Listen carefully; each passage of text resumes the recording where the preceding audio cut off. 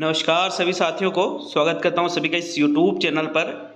साथियों, new REET pre की बात करें या मेंस की बात करें, देखिएगा अभी आपके पात्रता परीक्षा होगी, उसके बाद में जो रीट शिक्षक भर्ती जो मुख्य परीक्षा होती है वो होने वाली है। तो मुख्य शिक्षक भर्ती से पहले जो आपके पात्रता परीक्षा होगी, इसमें भी आपके बाल विकास व शिक्षण विधियों के प्रश्न पूछे जाते हैं। और जो आपके मुख्य परीक्षा होती है रीट मेंस एग्जाम जो है 3rd ग्रेड शिक्षक भर्ती के लिए, उसमें भी आपके बाल विकास और शिक्षण विधियों के प्रश्न पूछे जाते हैं, लेवल 1 में भी और लेवल 2 में भी।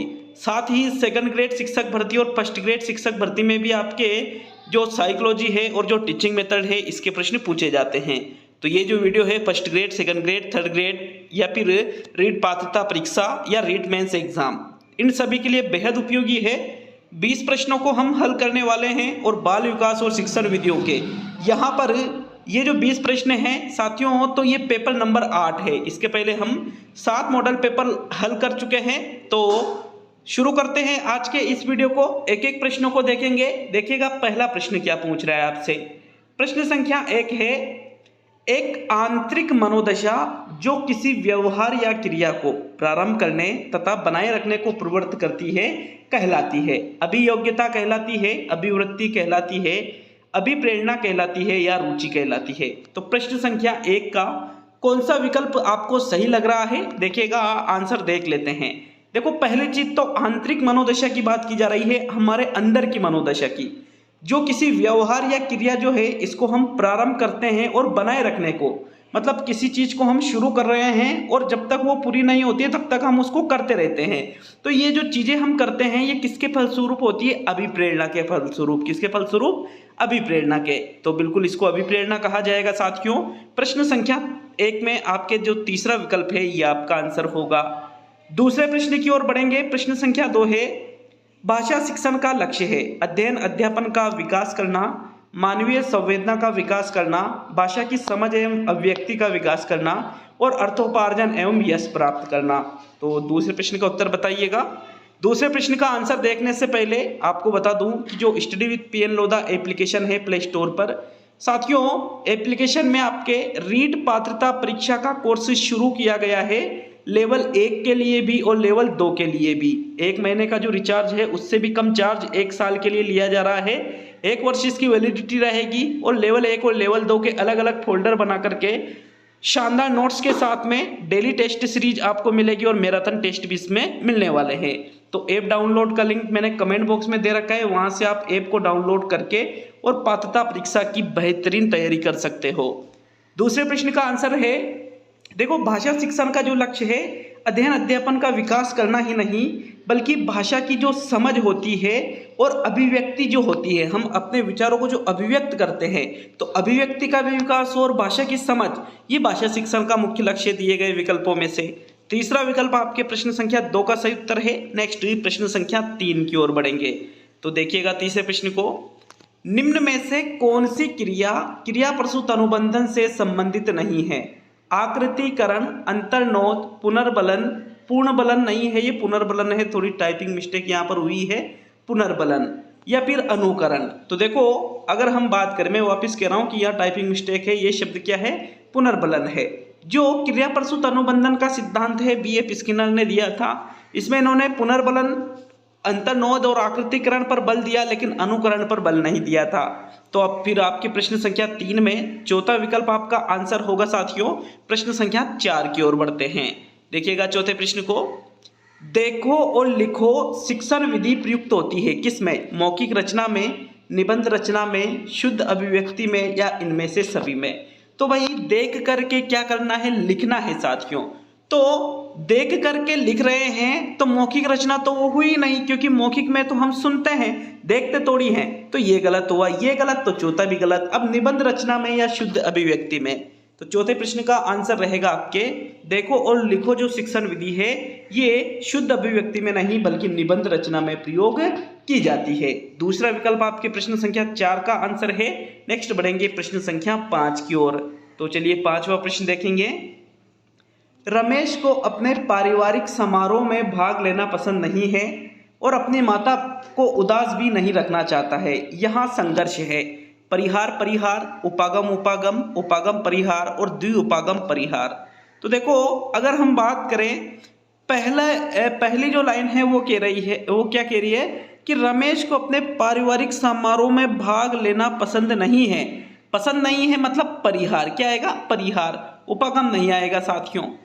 और अपनी माता को भी उदास नहीं रखना चाहता है, फिर दोनों नेगेटिव चीजें है ना ये, तो फिर ये परिहार परिहार जो अंतर्द्वंद है उसके अंतर्गत चली जाती है। तो विकल्प नंबर 1 आपके प्रश्न संख्या 5 का सही आंसर है। नेक्स्ट प्रश्न संख्या 6 की ओर बढ़ते हैं। छठा प्रश्न पूछ रहा है आपके, उद्बोधन विधि का उपभेद नहीं है, दृश्य विधान विधि, अभिनय विधि, कहानी विधि या अनुवाद विधि। तो जो इनमें से उद्बोधन विधि का उपभेद नहीं है वो प्रश्न संख्या 6 में देखना है। तो चलिए आंसर देख लेते हैं छठे प्रश्न का। देखो उद्बोधन विधि के उपभेदों में दृश्य विधान विधि भी आती है, अभिनय विधि भी आती है और कहानी विधि भी आती है, लेकिन उद्बोधन विधि के उपभेदों में अनुवाद विधि को सम्मिलित नहीं किया गया है। फोर्थ विकल्प आपके प्रश्न संख्या 6 का सही उत्तर है। प्रश्न संख्या 7 की तरफ बढ़ते हैं। सातवां प्रश्न है, किस रक्षात्मक तंत्र में एक व्यक्ति अपने काल्पनिक जगत में अपनी अनगिनत इच्छाओं को पूर्ण कर तनाव मुक्त हो जाता है? दमन में, प्रक्षेपण में, अस्वीकरण में और दिवा स्वप्न में। तो देखो रक्षात्मक युक्ति, समायोजन की जो रक्षात्मक युक्तियां हैं वो यहाँ पर पूछी गई है। व्यक्ति क्या कह रहा है, काल्पनिक जगत में, ठीक है, वास्तविक जगत में नहीं, काल्पनिक जगत में साथियों अपनी अनगिनत इच्छाओं को पूर्ण कर रहा है। वो ओरिजिनल में नहीं हो पा रही है लेकिन कल्पनाओं में वो पूर्ण कर रहा है। तो ये चीजें क्या होती है, ये चीजें कहलाती है दिवा स्वप्न, जिसको हम डे ड्रीमिंग कहते हैं। क्या कहते हैं, डे ड्रीमिंग के नाम से जिसको जानते हैं साथियों, दिन में सपने देखना, ठीक है, कोरी कल्पना करना। तो विकल्प नंबर 4 आपके प्रश्न संख्या 7 का सही आंसर है। चलिए आगे बढ़ेंगे प्रश्न संख्या 8 की ओर। 8वां प्रश्न है, भाषा के अभिव्यक्त्यात्मक कौशल है पढ़ना लिखना, सुनना पढ़ना, सुनना बोलना और बोलना लिखना। तो इनमें से कौन से भाषा के अभिव्यक्त्यात्मक कौशल है वो आपको कौशल देखना है प्रश्न संख्या 8 में। देखिएगा यहाँ पर अगर हम अभिव्यक्त्यात्मक कौशल की बात करें तो 2 प्रकार के कौशल होते हैं। एक तो अभिव्यक्त्यात्मक कौशल होते हैं और एक होते हैं ग्रहयात्मक कौशल। ग्रहयात्मक कौशल का मतलब वह कौशल जिनके माध्यम से हम ग्रहण करते हैं। अभिव्यक्त्यात्मक कौशल मतलब जिनके माध्यम से हम अपने विचारों को अभिव्यक्त करते हैं। तो अभिव्यक्त कैसे करते हैं, अभिव्यक्त एक तो बोलकर हम करते हैं और एक लिखकर कहते हैं। तो बोलना और लिखना क्या है साथियों, अभिव्यक्त्यात्मक कौशल। और बोलना और लिखना कहाँ पर लिखा, कौन से ऑप्शन में है, चौथे ऑप्शन में। तो यह आपका आंसर है। अगर यूं प्रश्न पूछ लेता कि ग्रहयात्मक या ग्रहणात्मक कौशल कौन से है, तो ग्रहण कैसे करते हैं, एक तो सुन करके और एक पढ़ करके। तो सुनना और पढ़ना ये ग्रहयात्मक कौशल हुए, ठीक है। विकल्प नंबर आपके 4 सही रहेगा प्रश्न संख्या 8 में। नेक्स्ट 9वें प्रश्न की तरफ बढ़ेंगे। प्रश्न संख्या 9 है, निम्नलिखित में से कौन सा विद्यार्थी की सृजनात्मकता से संबंधित नहीं है?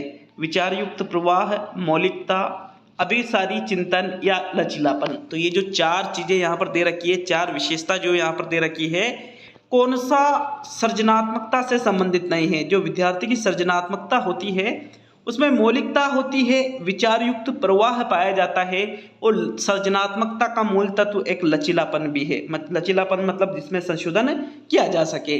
अभिसारी चिंतन का संबंध सृजनात्मकता से नहीं है बल्कि सृजनात्मकता का संबंध किससे, अपसारी चिंतन से है। अपसारी चिंतन मतलब नवीन चिंतन से है साथियों। तो ये अभिसारी चिंतन का संबंध तो किससे है, बुद्धि से। किससे है, बुद्धि से, न कि सृजनात्मकता से। तो फिर आपके 9वें प्रश्न का कौन सा विकल्प सही रहेगा, थर्ड विकल्प जो है आपके आंसर होगा। प्रश्न संख्या 10 है आपके, निम्न में से किस उपकरण को कंप्यूटर व इंटरनेट के द्वारा जोड़कर शिक्षण अध्यापन कार्य करवाया जाता है? एपिडाइस्कोप, ओवरहेड प्रोजेक्टर, एलसीडी प्रोजेक्टर या ग्रामोफोन। तो इनमें से जिस उपकरण को किससे जोड़ा जाता है, कंप्यूटर व इंटरनेट के द्वारा जोड़ा जाता है साथियों और शिक्षण अध्यापन कार्य करते हैं। तो ये एपिडाइस्कोप, ओवरहेड प्रोजेक्टर या ग्रामोफोन नहीं है बल्कि ये क्या है, एक एलसीडी प्रोजेक्टर है जिसमें साथियों कंप्यूटर व इंटरनेट को जोड़ करके शिक्षण या अध्यापन कार्य करवाते हैं। तो विकल्प नंबर जो 3 है आपके प्रश्न संख्या 10 का उत्तर होगा। चलिए आगे बढ़ेंगे प्रश्न संख्या 11 की ओर। देखिएगा 11वें प्रश्न को, उपलब्धि अभिप्रेरणा का सिद्धांत किसके द्वारा दिया गया? मेस्लो के द्वारा, फ्रायड के द्वारा, मैक्लेलैंड के द्वारा या B.S. ब्लूम के द्वारा? तो इनमें से जिनके द्वारा उपलब्धि अभिप्रेरणा का सिद्धांत दिया गया है वो नाम बताइए भाई प्रश्न संख्या 11 में। देखो उपलब्धि अभिप्रेरणा जो है ये जो सिद्धांत है ये सिद्धांत दिया गया था डेविड मैक्लेलैंड के द्वारा। किसके द्वारा? डेविड मैक्लेलैंड के द्वारा ही उपलब्धि अभिप्रेरणा का सिद्धांत दिया गया था।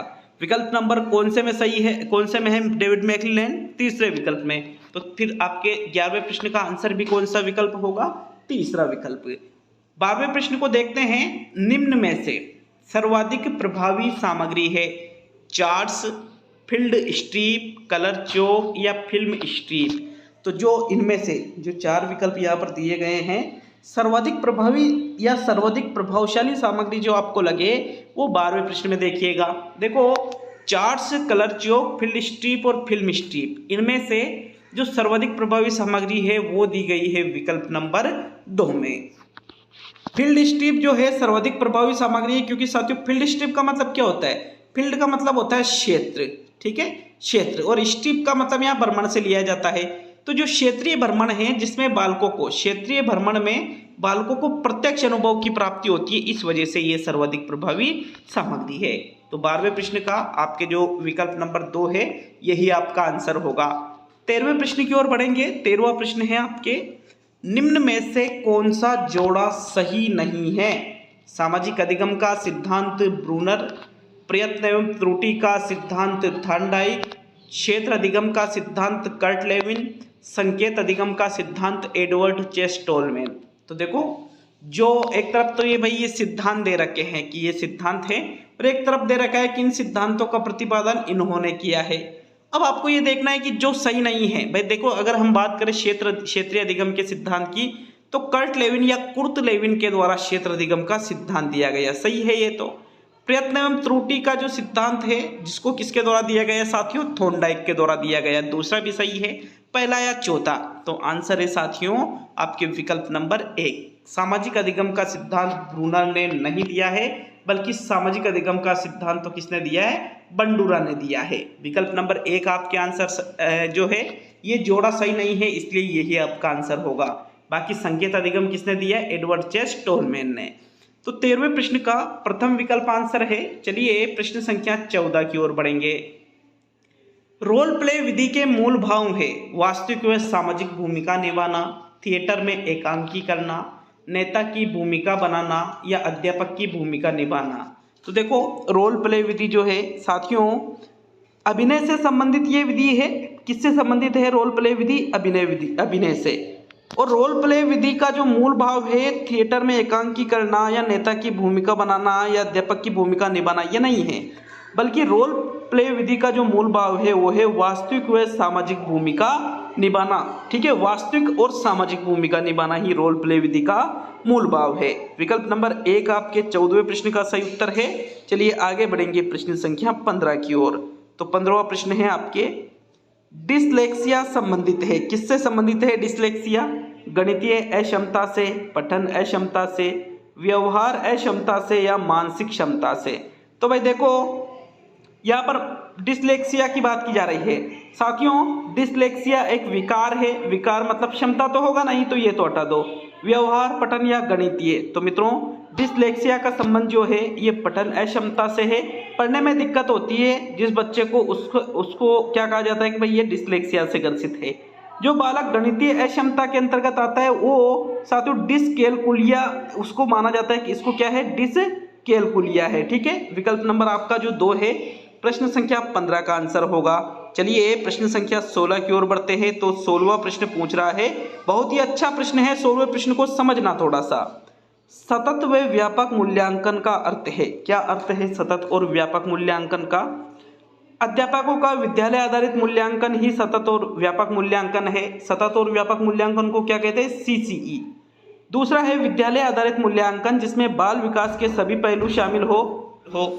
तीसरा है छात्रों का विद्यालय आधारित मूल्यांकन और चौथा है आपके विद्यालय आधारित मूल्यांकन जिसमें अध्यापक और बालक के विकास के सभी पहलू शामिल है। तो सीसीई का आपको अर्थ बताना है। भाई देखो, अगर हम बात करें, सीसीई का पूरा नाम क्या है? सतत एवं व्यापक मूल्यांकन। और इसमें सतत रूप से बालक के प्रत्येक पहलू का मूल्यांकन किया जाता है, न कि अध्यापक के। तो साथियों, सीसीई का जो अर्थ है वो है विद्यालय आधारित मूल्यांकन, जिसमें बाल विकास के सभी पहलू शामिल होते हैं। दूसरा विकल्प आपके 16वें प्रश्न का आंसर है। नेक्स्ट बढ़ते हैं प्रश्न संख्या 17 की ओर। 17वां प्रश्न है, 20वीं शताब्दी को बालक की शताब्दी किसने कहा? फ्रायड ने, क्रो एंड क्रो ने, स्ट्रेंथ ने और स्किनर ने। तो इनमें से जिनके द्वारा 20वीं शताब्दी को बालक की शताब्दी कहा गया है वो क्या है साथियों? वो कौन से विकल्प में दे रखा है? तो देखो, 20वीं शताब्दी को बालक की शताब्दी कहा है क्रो एंड क्रो के द्वारा। किसके द्वारा कहा गया है? क्रो एंड क्रो ने ही 20वीं शताब्दी को बालक की शताब्दी कहा है। परिभाषा दी गई है ये। तो प्रश्न संख्या 17 का आंसर विकल्प नंबर 2 आपका होगा। चलिए आगे बढ़ेंगे प्रश्न संख्या 18 की ओर। 18वां प्रश्न है, निगमन विधि का उपयोग है। क्या उपयोग है? कौन सी विधि की बात की जा रही है? निगमन विधि की। तो मानसिक क्षमता को बढ़ाना, वैज्ञानिक दृष्टिकोण विकसित करना, सूत्र की स्थापना करना या सूत्र प्रयोग करना। इनमें से जो निगमन विधि का उपयोग है वो 18वें प्रश्न में देखिएगा। देखो, एक होती है आगमन विधि और एक होती है निगमन विधि। तो साथियों, आगमन विधि में, कौन सी विधि में? आगमन विधि में सूत्र की स्थापना की जाती है, मानसिक क्षमता इससे बढ़ती है और वैज्ञानिक दृष्टिकोण भी विकसित होता है। ये सभी चीजें किसकी है? आगमन विधि की। ये जो है साथियों, चौथा विकल्प सूत्र प्रयोग करना, ये किसका है? ये निगमन विधि का है कि सूत्र का प्रयोग करना। तो बिल्कुल उपयोग ये रहेगा। चौथा विकल्प 18वें प्रश्न का आंसर है। अब हम सेकंड लास्ट प्रश्न की ओर बढ़ेंगे। अच्छा लगे वीडियो को लाइक करके जाइएगा साथियों, और चैनल पर नए हो तो चैनल को भी सब्सक्राइब जरूर करिएगा। देखिएगा 19वें प्रश्न को, प्रश्न संख्या 19 से, शिक्षा मनोविज्ञान शिक्षक की मदद करता है बाल विकास का ज्ञान प्राप्त करने में, बाल स्वभाव तथा व्यवहार जानने में, विद्यार्थियों की समस्याओं को समझने में और इनमें से सभी। तो जो शिक्षा मनोविज्ञान है, शिक्षा मनोविज्ञान के द्वारा शिक्षक की मदद साथियों बाल विकास का जो ज्ञान है इसको प्राप्त करने में भी की जाती है, बालक का स्वभाव और बालक का व्यवहार जानने में भी, और विद्यार्थियों की जो समस्याएं हैं इनको समझने में भी शिक्षा मनोविज्ञान शिक्षक की मदद करता है। तो फिर इनमें से सभी वाला जो चौथा विकल्प है 19वें प्रश्न का सही आंसर है। अब आज का अंतिम 20वां प्रश्न देखेंगे। प्रेरणा या ज्ञान का सजीव स्रोत क्या है? लेखक, छात्र, शिक्षक या पाठ्य पुस्तक। तो इनमें से प्रेरणा या ज्ञान का जो सजीव स्रोत है, सजीव की बात की जा रही है, तो पाठ्य पुस्तक तो नहीं है, छात्र, लेखक या शिक्षक। साथियों, शिक्षक को प्रेरणा या ज्ञान का सजीव स्रोत कहा जाता है। तीसरा विकल्प आपके प्रश्न संख्या 20 का सही आंसर है। तो ये कंप्लीट होता है आपके बाल विकास और शिक्षा वीडियो का पेपर नंबर 8। इसी प्रकार से वीडियो आपके आते रहेंगे। अच्छा लगे लाइक और शेयर जरूर करिएगा।